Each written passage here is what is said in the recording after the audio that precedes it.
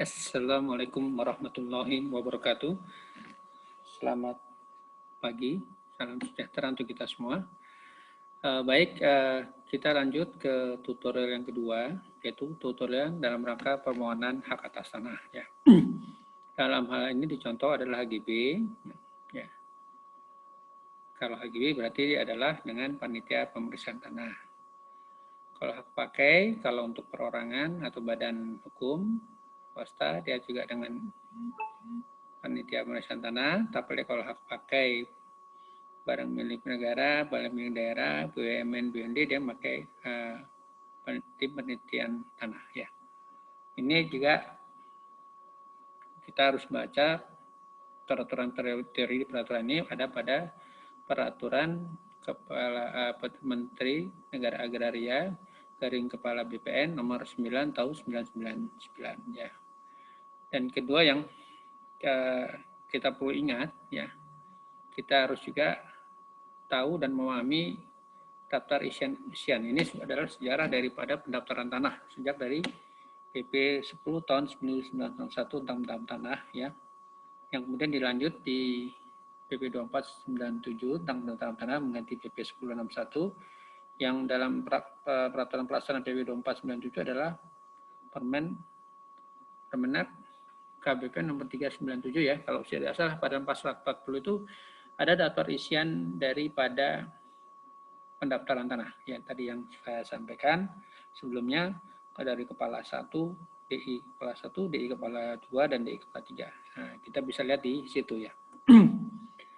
Juga sebetulnya dalam rangka permohonan hak itu daftar isiannya yaitu berupa belangko-belangko dari belangko permohonan, belangko risalah panitia tanah atau peniti, berita acara, ya. Terus SK itu ada belangkonya kalau di ruang lingkup permohonan atau hak tanah, penetapan hak atas tanah adalah belangko kepala 5, kepala ya, ada kepala 4 atau ya, itu bisa kita lihat di situ ya, kepala misal kepala ini 50 berapa itu di lapiran 999 ya.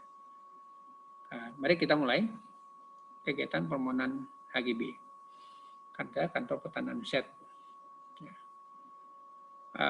Berkas yang saya masukkan adalah berkas nomor 326/2020, kemudian kita klik keluar nama berkas tersebut ya, dalam waktu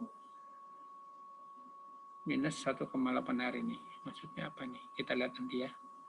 Apa 18 hari atau bagaimana? Tanggal pendaftaran Wednesday 11 November 2020. Time in double clock in 12:56.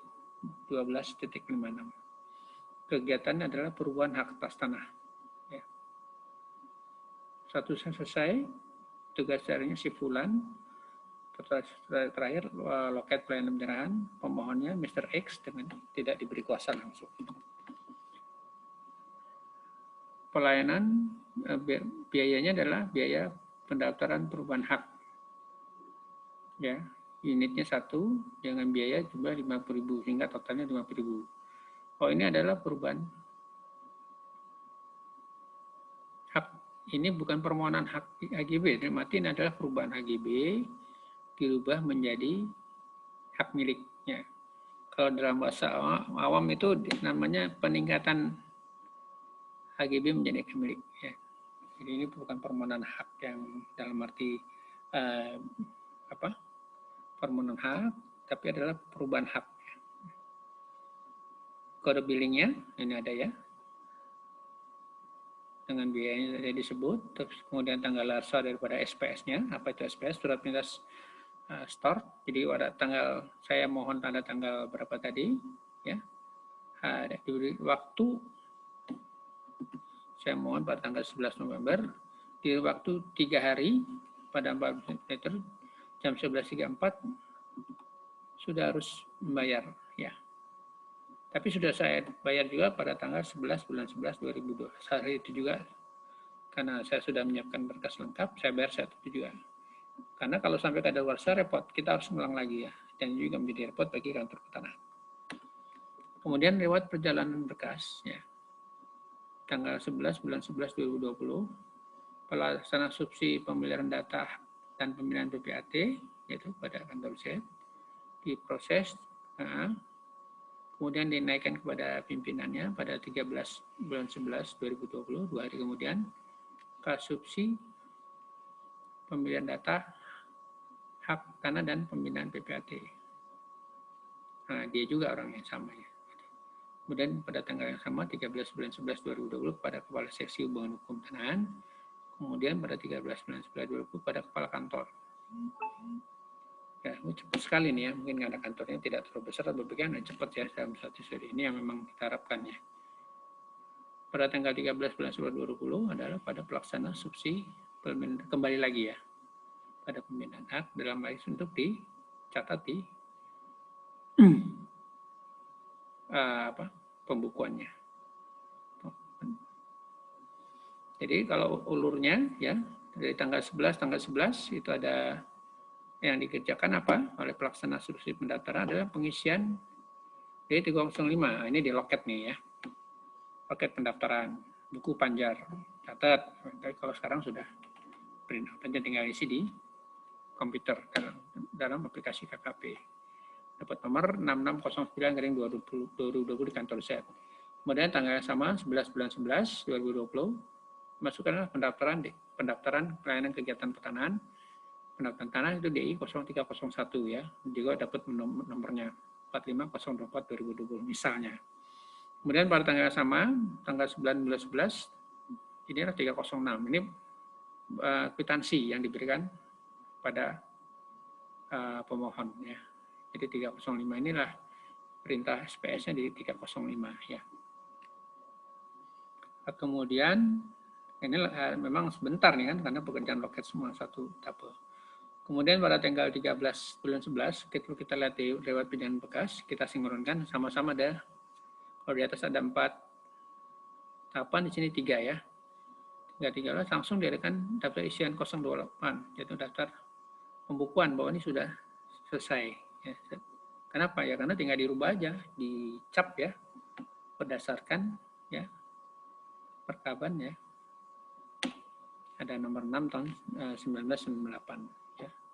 Perubahan dari HGB menjadi hak milik atau hak pakai, berubah menjadi hak HGB. Kemudian pada tanggal yang sama 13 bulan 11 2020 307 bahwa dia sudah selesai nih setor negara daftar penghasilan nomor 7537/2020. Kemudian tanggal 13/11/2020 serahkanlah pada petugas rakyat 301A ya nomor 498/2020. Nah, disinilah yang berubah ya. Kalau tadi masuknya di awal adalah sini harusnya tahunya tidak terdaftar HGB-nya ya. HGB, nah ini dia menjadi kalau di title-nya ada ya HGB ini, cuman kok di atas nggak ada nomor HGB berapa ini. Nah, ini menjadi hak milik ya, dirubah dengan keputusan kolektif SK Menteri atau Kepala BPN waktu itu menjadi HM 034206 yaitu Desa Pandian. Ini serinya sertifikat HV 140 dan seterusnya yang diterbitkan tanggal 13 November 2020 atas nama Mr. X ya. Jadi menyatakan memang 1,8 harinya tidak 2 hari ini ya, memang ada dari tanggal 11 sampai tanggal 13 ya. Kalau tanggal 11-nya dia jam 12.56 dia diterbitkan tanggal berapa? Itu ada tidak sampai 2 hari ya. Karena bisa masuk selesai pada dalam waktu 24 kali 2. Nah, demikian ya. Nah, ini masih singkat ya. Jadi mohon maaf, ini bukan permohonan HGB dan masih proses panitia, mohon maaf. Tapi ini adalah perubahan HGB berdasarkan perkaban nomor 6 tahun 98. Baik, terima kasih. Apabila ada kekurangan mohon dimaafkan. Assalamualaikum warahmatullahi wabarakatuh.